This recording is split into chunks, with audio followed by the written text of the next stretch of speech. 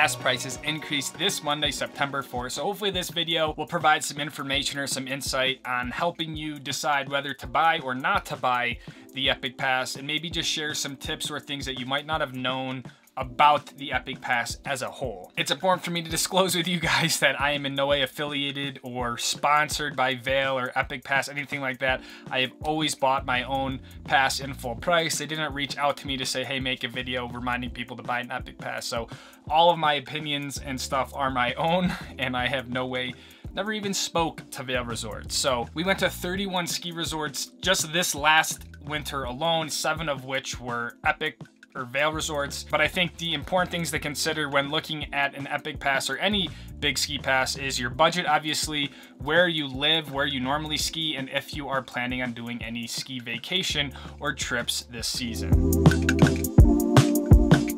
Now, the Epic Full is the biggest pass you can get from Vail Resort. It's the most expensive one, and basically it's like an unlimited pass. It gets you unlimited access to most resorts. There are a few that are still limited, but the biggest thing with the Epic Full is that there's no blackout dates. If you don't know what a blackout date is, it's basically periods of high ski traffic or vacation, such as Christmas, New Year's, President's Week, where ski resorts will actually make it so your pass doesn't work. They do this to reduce congestion, decrease traffic, and make a better overall experience for people who are really coming just to ski. So if you're someone who you know you want to be skiing over Christmas, over New Year's, President's Week, you just want to be able to ski whenever you want, the Epic Full is definitely your go-to. If you're someone who's like, hey, Christmas, I'm going back home anyways, or Christmas, I don't, you know, it's a good time to take a break, whatever, I got to work over Christmas, the Epic Local might be the better option for you. It's significantly cheaper, and it's a way to save some money if you're not going to use those days anyway. Now, the kicker with the Epic Local Pass, and this is where I encourage you guys to go to the website and read the information, is a resort like Keystone has no blackout dates. So if you're someone who's just going to go ski Area 51, Keystone, you just want to ski the park all year, there's really no reason for you to get a full pass because you don't have blackout dates anyway. So that sort of applies to a few other resorts, but the big ones like Vail, Whistler, Park City, stuff like that, those typically all honor a blackout date period. So just take a look at those and see what works best for where you ski. Let's kick this off with my home state of skiing, Utah. Now, with the Epic Pass, the only mountain you get now in Utah is Park City. In my opinion, if you live in Utah, specifically more down in Salt Lake City, the Cottonwood, stuff like that, I would honestly recommend get an Icon Pass. You can ski just about any resort in Utah other than Park City, and so just gives you a little bit more versatility to ski the Cottonwood, ski up at Deer Valley. But if you're someone who lives up in Park City or someone who just really loves Park City Mountain like I do, then get the Epic Pass. The beautiful thing about Park City now is that it is such a massive mountain with both the canyon side and the Park City Mountain Village side. There's really a ton of terrain. But if you're kind of looking at a best bang for your buck, you can really ski a lot of the mountains with another pass. I grew up skiing out here at Park City. I travel around and ski just about all over the West now. So for me, just getting the Epic Pass makes sense, but I truly love Park City Mountain. And I think even if I didn't travel as much, I would still get an Epic Pass just so I could ski the sick trees up at Jupiter. Heading east over to Colorado, this is where it honestly gets a little bit more tricky because a state like Colorado has so many great ski resorts that are actually pretty evenly split between the Epic Pass and the Icon Pass. So kind of no matter what pass you get, you might be feeling left out on some of the other resorts, but the great part is that with the Epic Pass, you do have access to several resorts that are all sort of close by. You get access to some of the big resorts in Colorado, such as Vail, Beaver Creek, Keystone, Breckenridge, Crested Butte, and also 7 days to Telluride. So I think if you live in the Summit County area or even in the Denver metro area, you really can't go wrong with an Epic Pass. You can ski a lot of places in Summit County, then also have the ability to make little trips out to Crested Butte or over to Telluride and really have an epic little ski season with 4 or 5 of really kind of world-class resorts. I would recommend if you live in Colorado for a few years, maybe 1 year get an Icon, 1 year get an Epic Pass, and just sort of see which one you enjoy skiing better. So again, Colorado's that little tough state. I think of all the states, Colorado might be the most difficult. So when I lived in Colorado for 2 years, I had the Epic Pass, but also back then the resorts were a little bit different. Arapahoe Basin was on the Epic Pass, so I really enjoyed skiing A Basin and Breckenridge and stuff like that. So, you know, that's going to be left up to you, but Can't go wrong with the Epic.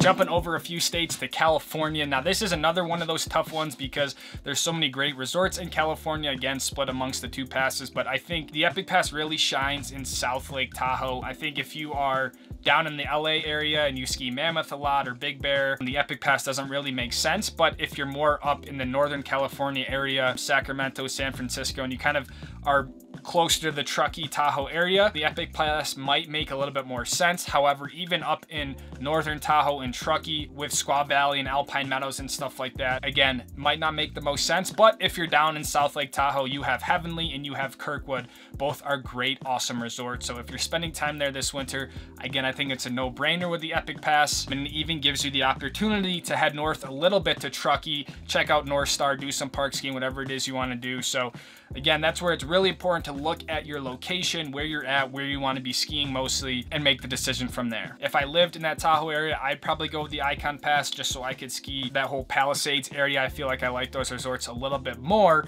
But, you know, if you're really down in Lake Tahoe, Heavenly and Kirkwood, you would not be disappointed spending your winters there either. Before we get up to British Columbia, we're stopping in the Pacific Northwest, and I gotta say quickly, I don't think the Epic Pass is really made for anything in the Pacific Northwest. You only have one resort across Oregon and Washington, which is Stevens Pass, and the Icon Pass offers a lot better opportunity to ski there. So, you know, unless Stevens is like your home mountain and you live right there, I wouldn't recommend the Epic Pass to ski up in the Northwest of the United States.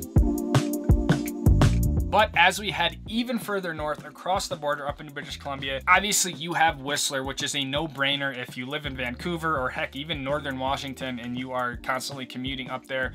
If you ski Whistler, you got to get an Epic Pass. With Whistler being as big as it is, with Whistler and Blackcomb side, like you could obviously spend all winter skiing there. But what's also cool about the Epic Pass is that it gives you access to a few other Canadian resorts such as Fernie, Kicking Horse, and while these days are limited to only 7 total days across those resorts, it's still a cool option to, you know, spend a lot of time at Whistler, but then have the opportunity to make little road trips. Kicking Horse is a sick mountain. I've heard great things about Fernie. So again, there's a lot of options in Canada on both the Icon and Epic Pass, but if you want to ski Whistler, which is obviously one of the best mountains out there, you got to go with the Epic Pass. Now, I have zero experience with skiing in the East or the Midwest, but I did want to touch on just what I saw online. There are a ton of mountains and resorts that are covered under the Epic Pass in the East, the Midwest, Pennsylvania, Vermont, stuff like that. So hopefully you guys, if you have experience with this, make a discussion down in the comments or something like that. But I do think the more I look at the pass, the Epic Pass makes a lot of sense for people out East and in that Midwest. There's a ton of resorts. Again, I can't speak to them because I've never been to them. I don't know proximity wise how close they are. Is it, you know, are they worth it to go to or whatnot? But if you are from the East Coast and you ski out there, to have the Epic Pass and then also have the ability to make a ski trip out west to Park City or Colorado, again, I think it would be a cool opportunity if your budget allows and you can make it work. Then lastly, again, no experience, but I don't want you guys to forget about the international resorts that you get with your purchase of the Epic Pass. You can go to Japan. You can go to, I think, 25 or 26 different resorts in Europe, Italy, Switzerland, Austria. Again, you can buy the pass, but I think a lot of people forget that, you know, how widely its use and application is. If you ever wanted to make that dream Japan trip or go to the Swiss Alps and ski, you can make that happen with your Epic Pass. So just don't forget about that.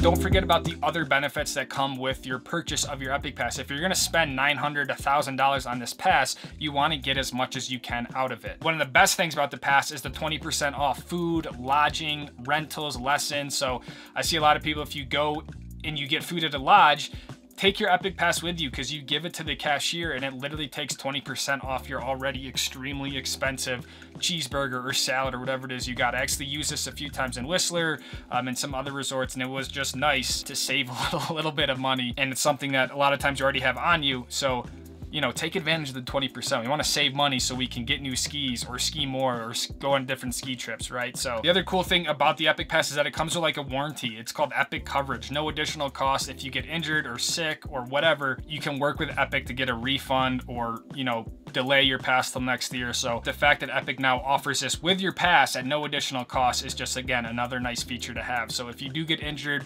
or something comes up, don't sleep on the fact that you have insurance on your pass. And lastly, skiing with friends, buddy passes. If you have friends who are coming in and don't have an Epic pass, you can get them buddy passes. You can get them ski with a friend passes, I think. So there's a few different ways. One of them is a fixed rate and the other one's kind of like a variable discounted rate. But hey, if you have friends coming in, you have an Epic pass, you can help your friends out, get them discounted lift tickets.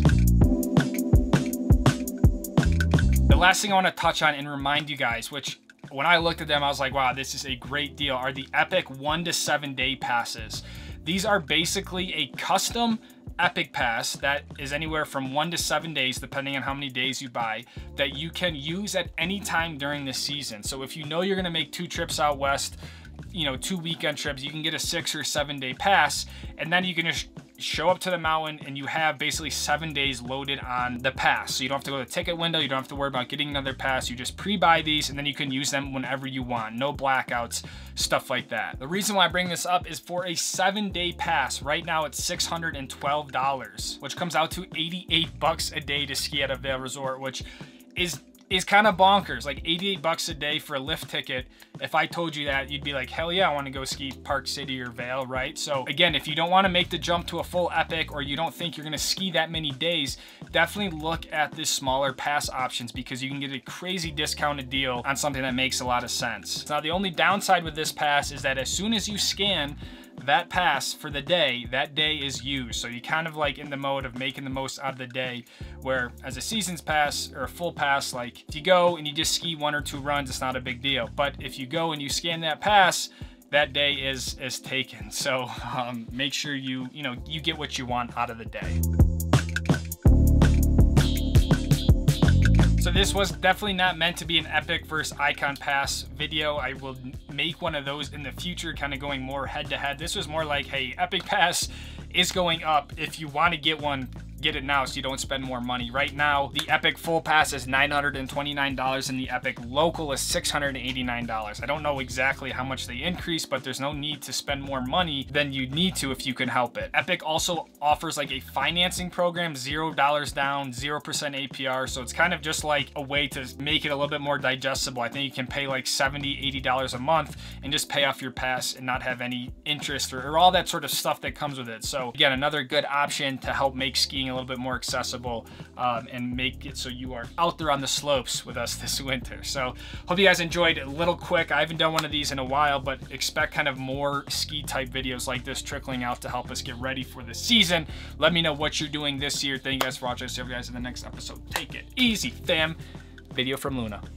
Peace out.